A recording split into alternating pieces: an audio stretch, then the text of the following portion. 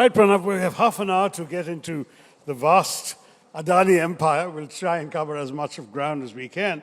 But since we're in this city, and I know that you spent your formative years growing up in Mumbai, what memories of the city do you have from there? I ask as I met somebody just yesterday who had migrated to a foreign country, I won't name which one, and came back to Mumbai after 30 years or something like that, and expresses astonishment to me at the difference in the city that he knew as a child and what the city has become, the infrastructure, the highways, the links, the construction, all of that.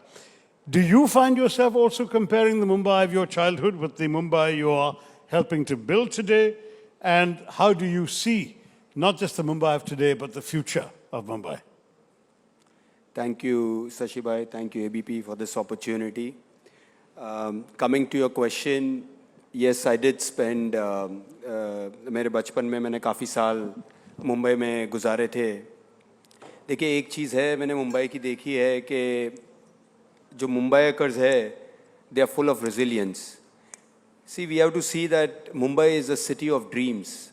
आज भी, if you see in the old days, people say कि if you want to do well, अगर कुछ करके दिखाना है, कुछ अलग करना है, तो मुंबई जाना है.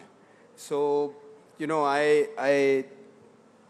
one thing that I've still seen कि मुंबई के अंदर के it's full of resilience, the people are full of dreams, and they are out there to make a difference. It doesn't matter what you do in Mumbai, but people always want to make a change, and they are very entrepreneurial over here.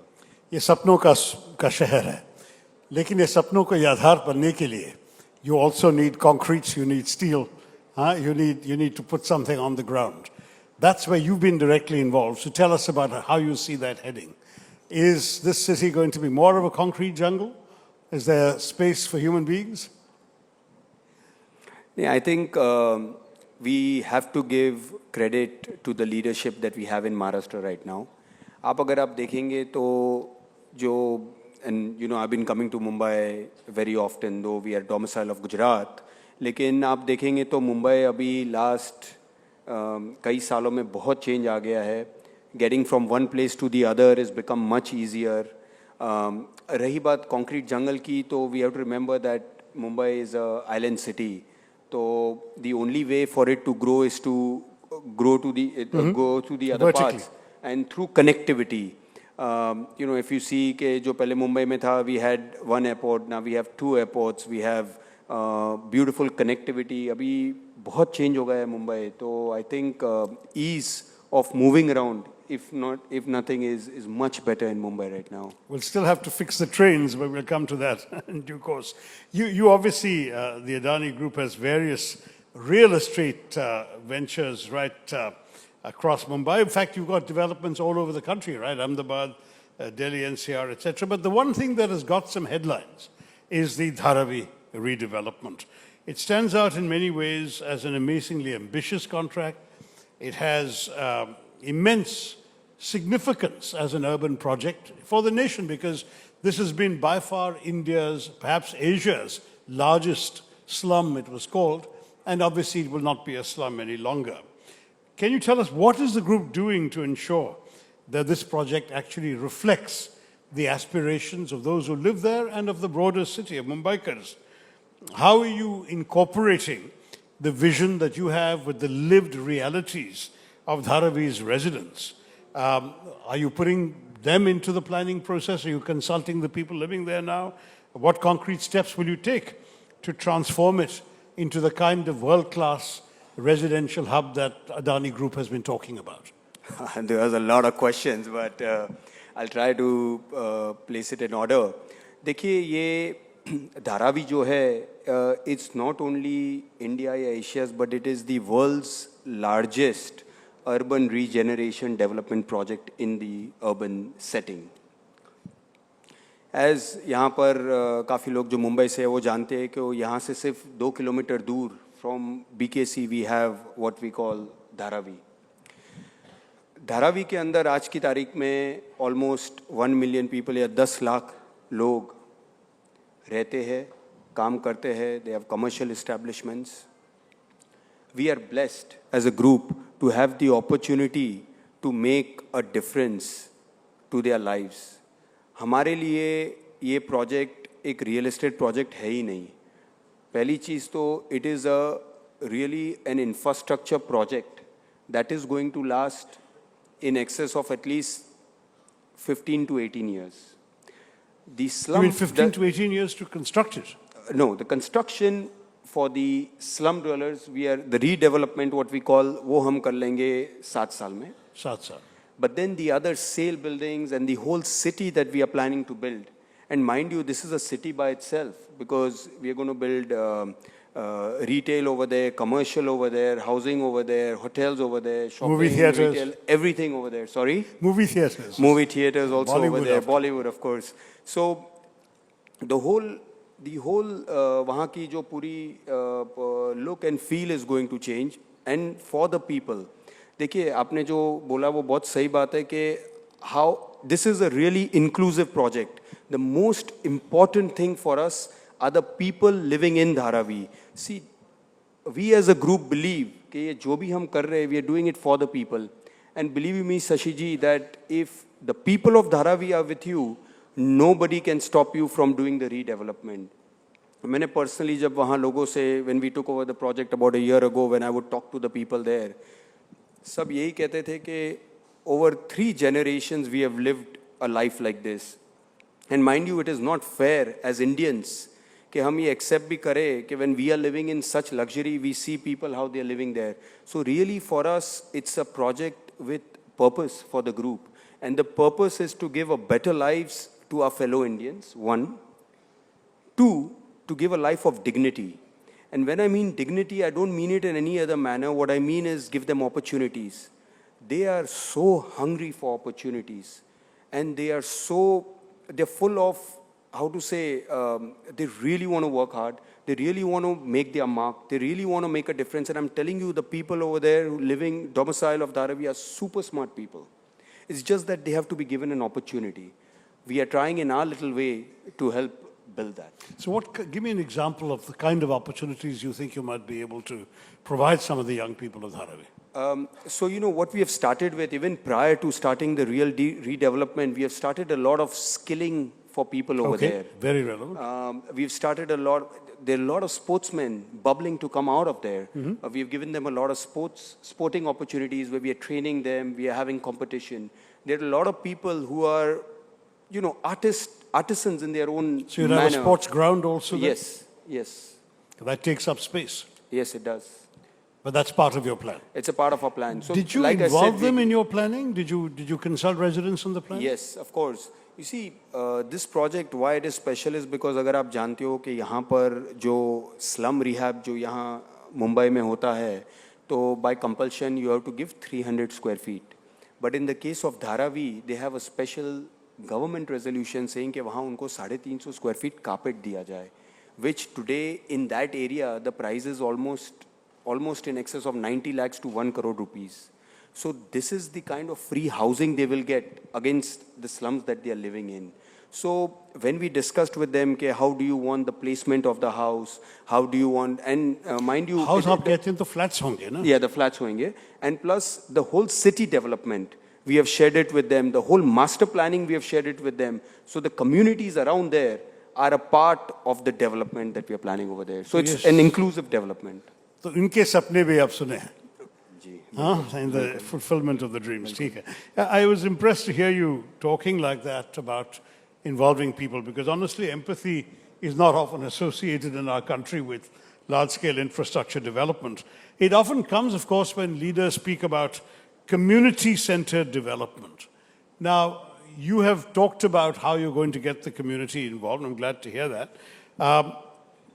What about livelihoods? We are talking about human beings, we're talking about families.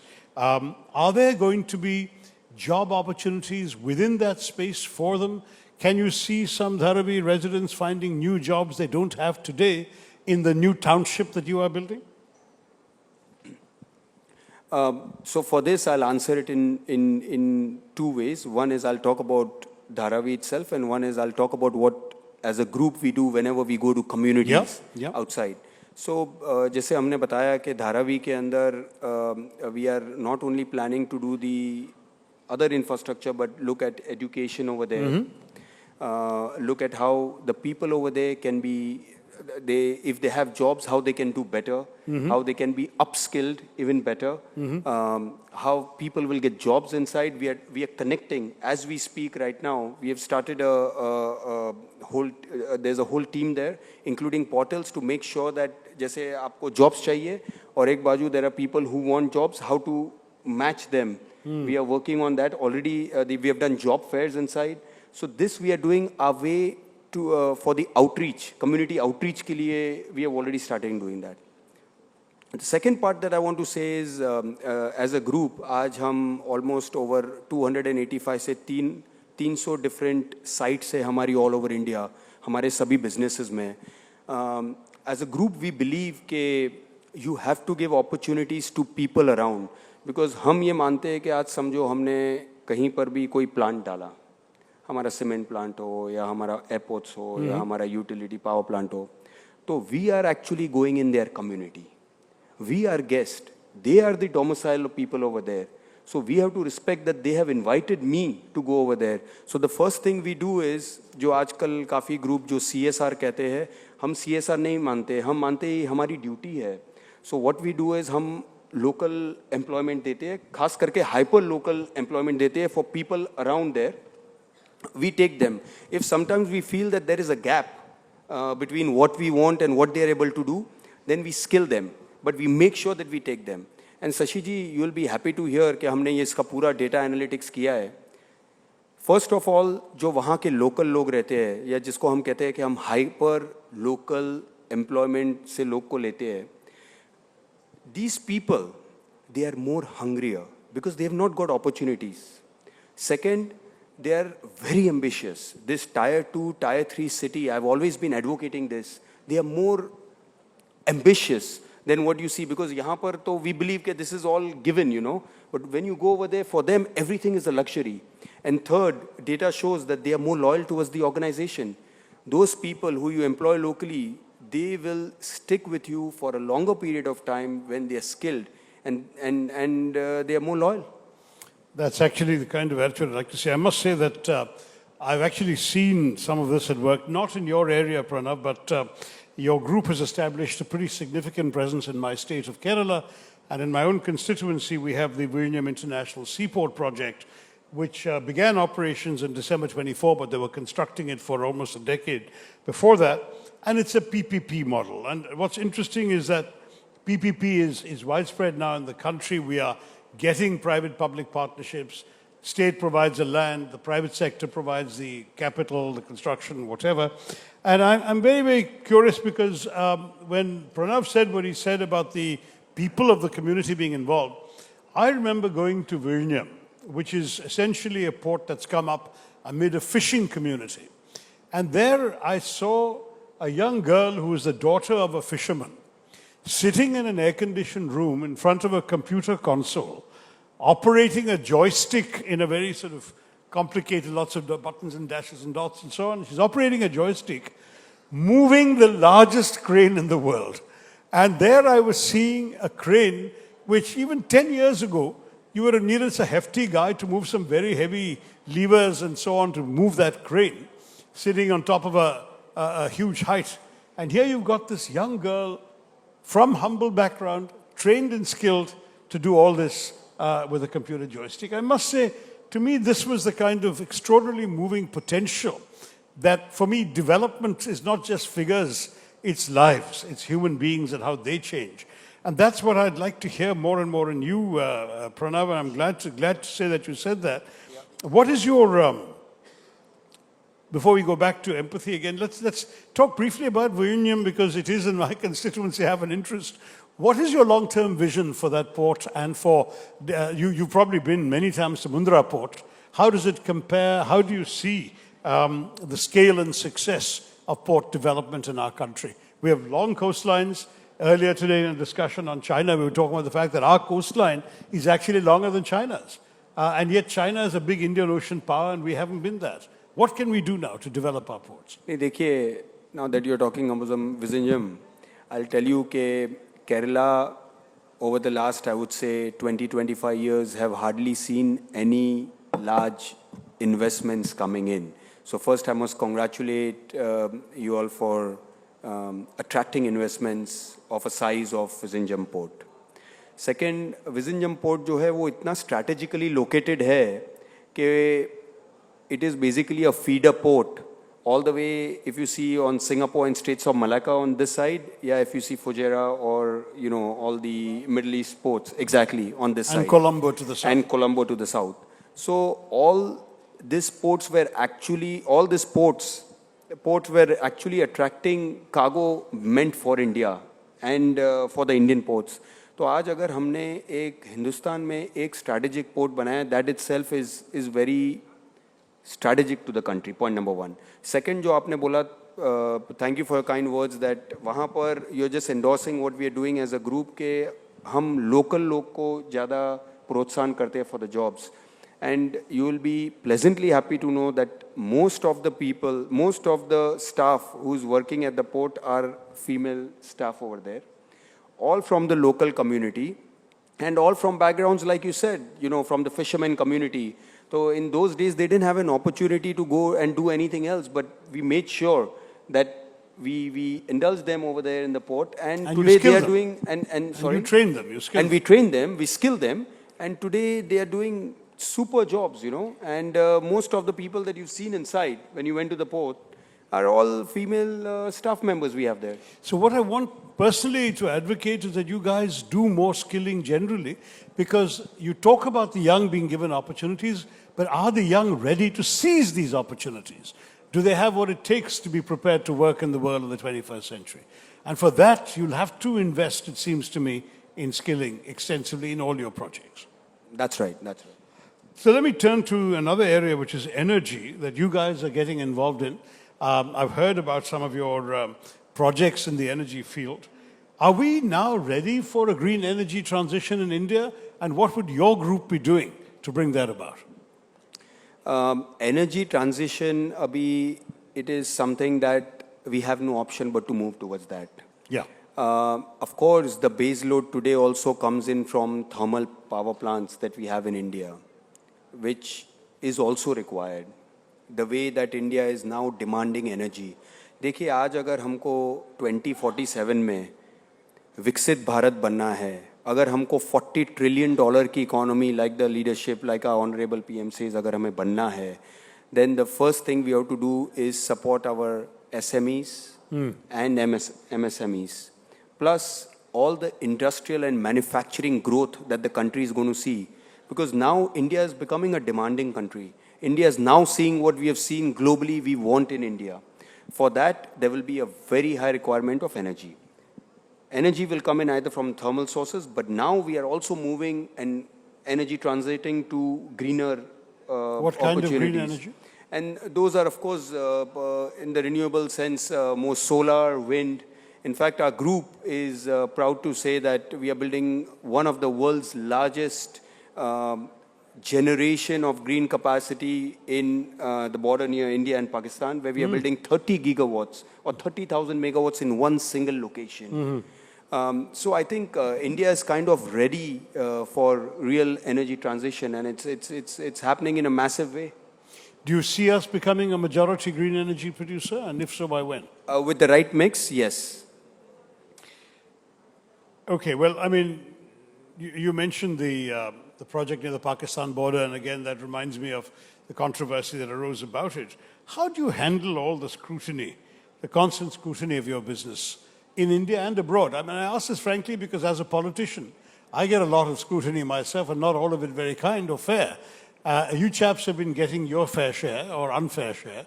How do you handle it? What is your way of dealing with it? देखिए, मैं तो ये मानता हूँ कि अगर scrutiny होती है मतलब यू मेड एन इम्पैक्ट, कि लोग आपको नज़रअंदाज नहीं कर सकते, आपको नोट कर रहे हैं. So that is one way of looking at it. Plus हम लोग जितने भी प्रोजेक्ट करते हैं, they are so large in scale that it is going to have scrutiny. And I think transparency, openness is a virtue for us. We basically are very open when it comes to I would say, any kind of any kind of scrutiny that we have.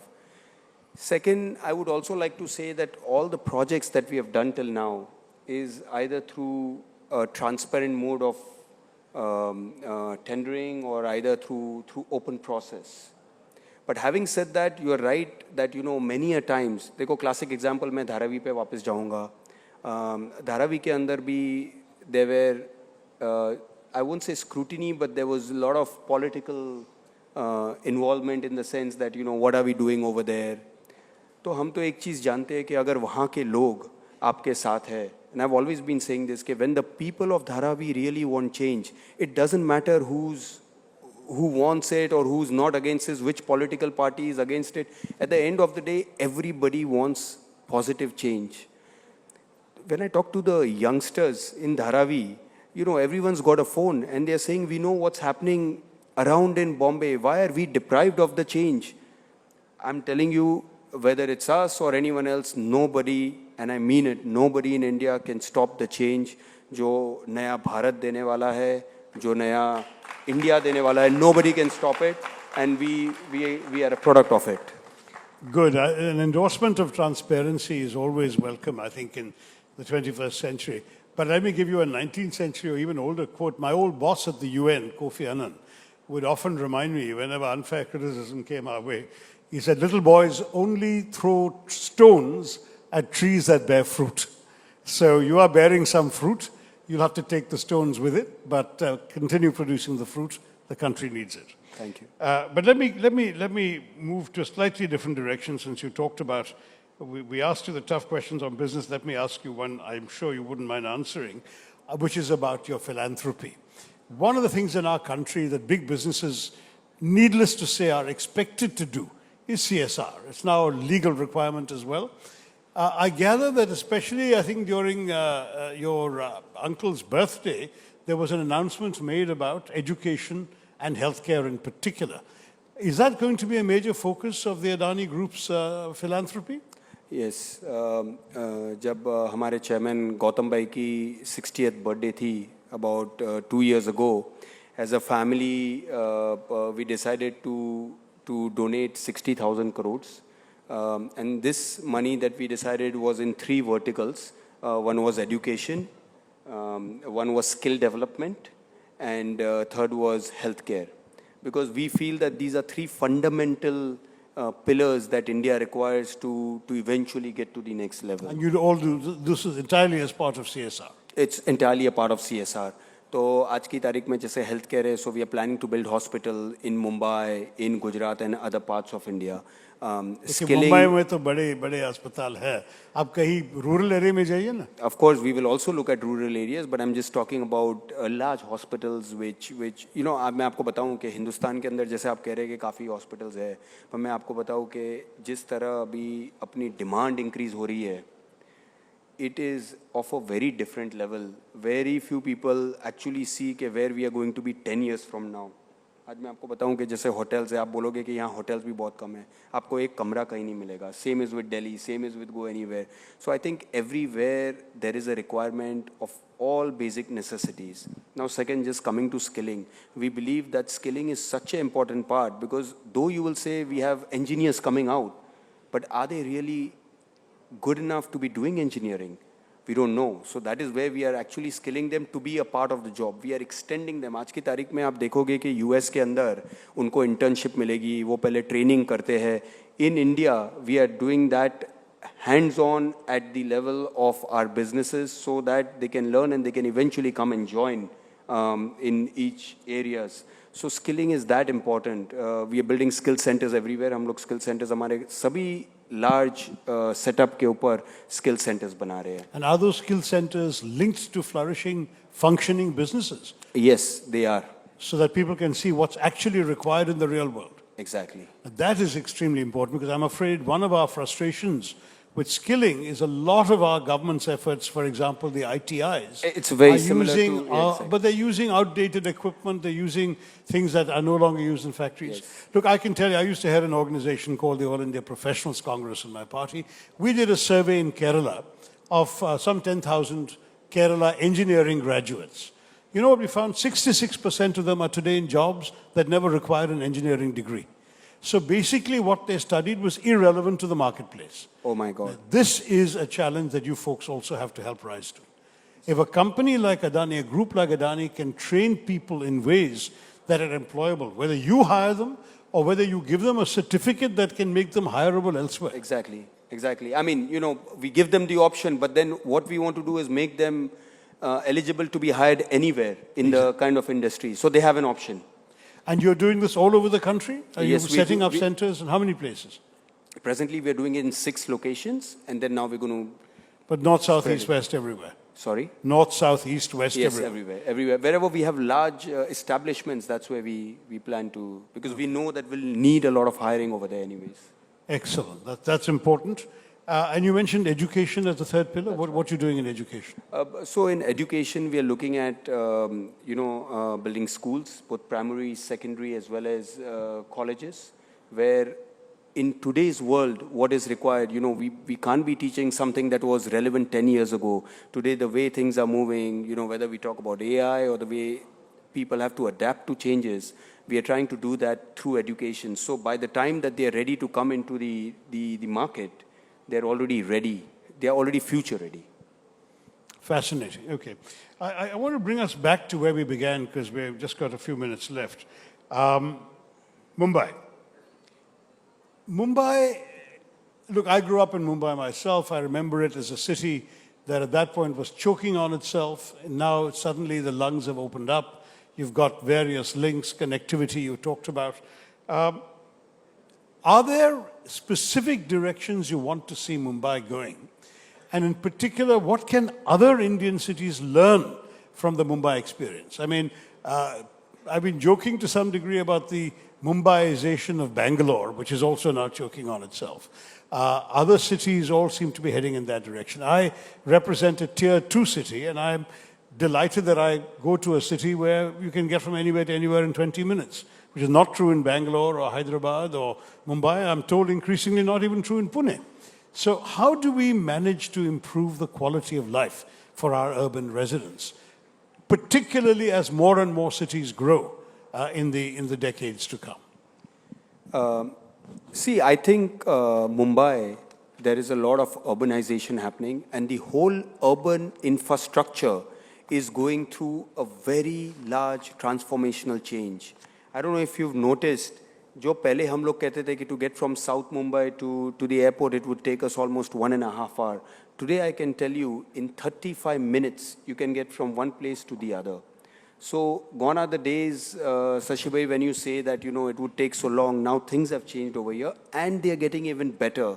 The kind of connectivity that Mumbai is planning, whether it's metro, whether it's, airports, roads, bridges, is of a very different type. And I can tell you कि जो आपने बोला कि is it setting an example? I think, देखो, we've always known Mumbai as a city of dreams. We've always known that Mumbai is the financial hub. Why shouldn't Mumbai be compared to places like London, Hong Kong, Singapore? Why not? And I think we are right now in safe hands to get over there. Having said that, I think Mumbai also set examples. क्योंकि जब ऐसा कुछ करते हैं तो other cities, अगर आप याद करोगे, then in the early 2000s when we started what we call Investors Summit, people always started saying, "Arey, if they can do this, why can't we do this? If they can attract investments, why can't we do this?" Likewise, I think काफी states देखते हैं कि अगर Maharashtra or in particular Mumbai is able to build urban infrastructure of this quality, of this type, of this speed, with this kind of execution, तो हमारा state क्यों नहीं कर सकता? और मैं आपको बताऊं कि काफी states अभी follow कर रही है. And I travel all over India, tier 2, tier 3 cities, and I think again, I'm very proud Indian, and I'd like to say that Bharat badal raha hai. ठीक है, that was a very upbeat ending. I think सपनों का शहर है Mumbai, ये तो सपनों का सौदागर है. Pranav Adani, our time is up, but our Chief Minister, I think, is next on the anvil. So you'll hear what he has to say about all of that. Give him a big round of applause. Thank you all for your patience. Thank you.